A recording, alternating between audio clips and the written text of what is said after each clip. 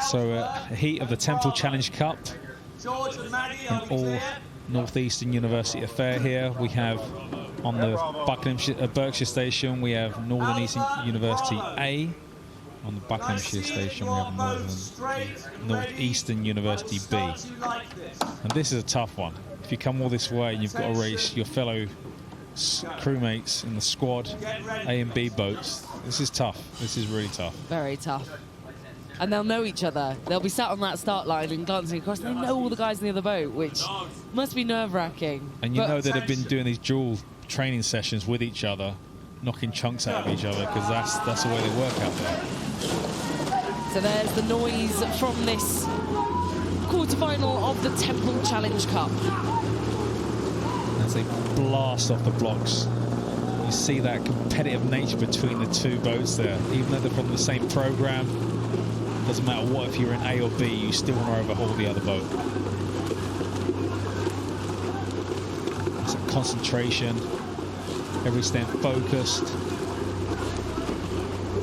as they leap out. So you can just see the strength and depth from these huge collegiate rowing programs in the US. You know, to be able to field 2 eights of this quality to get through to the Friday in a very competitive event. Well, they're all very competitive events, but the Temple Challenge Cup especially is always well contested between the universities, and there's a lot of international crews that come over for this.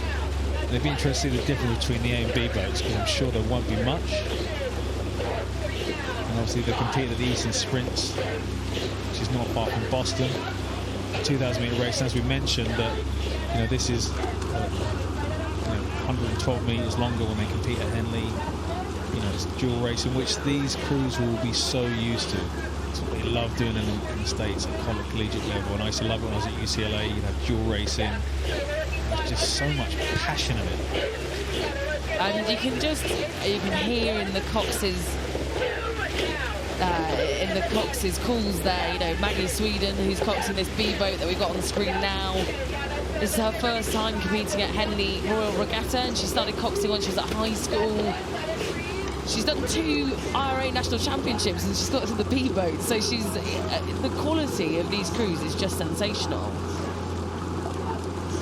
And that's the young athletes from all over the world that go and join them. They've got athletes from New Zealand, Germany, Britain. It's across all spectrums. They've got so many talented young stars that go across to compete here. And the A boat finished 5th in the grand final of Varsity 8s at the IRA. So that's their best result since 2013. So for me, that makes me think that the program's kind of starting to evolve again and bring back up to the highs they were in previous years. Yeah, because there's some big names, and they're all here at this regatta. Actually, we've got Yale, we've got Harvard, a lot of crews that you see up there in the US domestic scene have all come to compete here across both this and the Prince Albert Challenge Cup as well. So Northeastern, look at the power. You can just hear the wash coming off the blades if you listen in.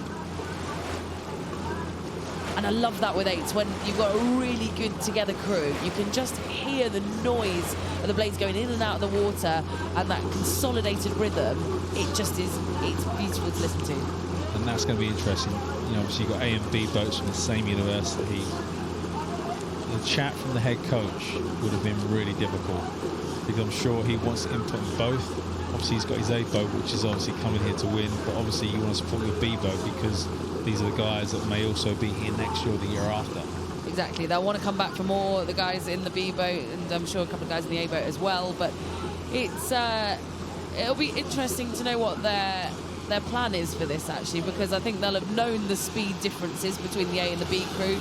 Difficult to go up against your teammates, as we've already said once this morning, but the B crew have got nothing to lose, I think, is the important thing. This will be their last race of the regatta if the result remains as it is, but as, again, we've already seen, strange things can happen. Booms, crabs, umbrellas, like there was on umbrellas, Wednesday. there's all sorts of things that can end up on the course. But, that's really important from the A boat there. We've got Jen Baran.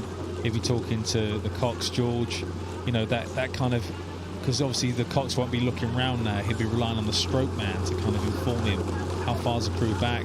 I don't want to look round, so keeping the head still, just a few words, 2 lengths, 3 lengths, half length, whatever it is, just that information is really important. That communication between those two people is so important.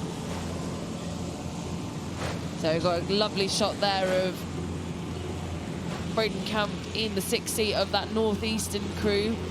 He competed in the Visitors Challenge Cup previously under a Cambridge University and Leander Club composite.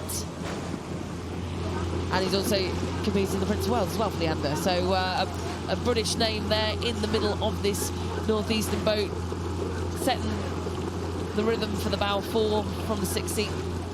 It's a good linchpin right in the middle of that crew. And that's so important, that link between the kind of the skill, the power, and then the rhythm setters. You know, that kind of has to flow. It's like a chain, isn't it? There can't be any kinks anywhere. It needs to be smooth so everybody can utilise what they have to offer to make that boat go as fast as possible. And well demonstrated here by both of the Northeastern crews. I mean, there's not much to choose between them. If you look from the right of the pitch to your left, A crew on the right, B crew on the left, you know, they're both pretty well drilled, but you can just see the body movements and the precision around the finish. You know, when they bring the blade in to hit their chest, you can just see the timing as their elbows go round the finish there, that they're all doing that absolutely in tandem. Just flows, sweeps around together, hands out, collection, press, in unison. It's a very nice crew to watch, and we're getting them at their most relaxed, really, when you've got a crew that's a couple of lengths up, they're racing their fellow teammates, they have the ability to relax and show us some of their best rowing. You know, this is where they can really lengthen out and show off for the steward's enclosure. And also stand in their bubble, going through those gear shifts down now to start thinking, because there's going to be some big races tomorrow. Big races. You've got some big guns still in this event, and this event does heat up as we get into Saturday. No, it will heat up hugely. So that was a win for Northeastern University A to cross the line ahead of Northeastern University B, and then Northeastern University Fair on the track.